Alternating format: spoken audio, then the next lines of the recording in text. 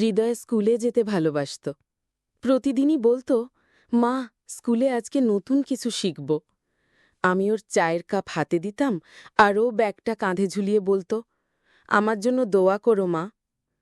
আজ ওর ব্যাগটা ফিরেছে, কিন্তু ও আন্টি, আমি জানি আপনি কেমন কষ্টে আছেন।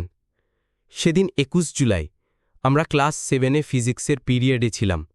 হঠাৎ একটা প্রচণ্ড শব্দ, জানলার কাচ চূর্ণ বিচূর্ণ বেড়ে গেল, ধোঁয়ায় ঢেকে গেল সব।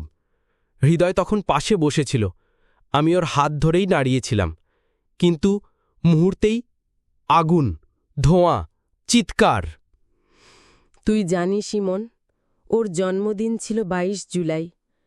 আগের রাতেই বলেছিল, মা, এবার আর কেক না, তুমি আর আব্বু মিলে আমাকে একটা নতুন বই দিও। কি জানি, মনে হচ্ছিল ওর মনটা অন্যরকম শান্ত হয়ে গেছিল এদিন। সেদিন হৃদয় ক্লাসের সবার পাশে দাঁড়িয়েছিল আন্টি, স্যারের বলা মতো সবাইকে বের করে দিচ্ছিল।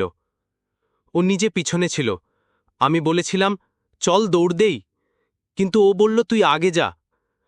আমি জানি না কেন, কিন্তু ও জানত ওর জন্য সময় শেষ হয়ে এসেছে।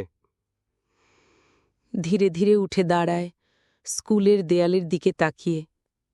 এটা শুধু একটা দুর্ঘটনা নয় ইমন, এটা একটা শিশুর স্বপ্নের মৃত্যু, একটা ভবিষ্যতের অপমৃত্যু।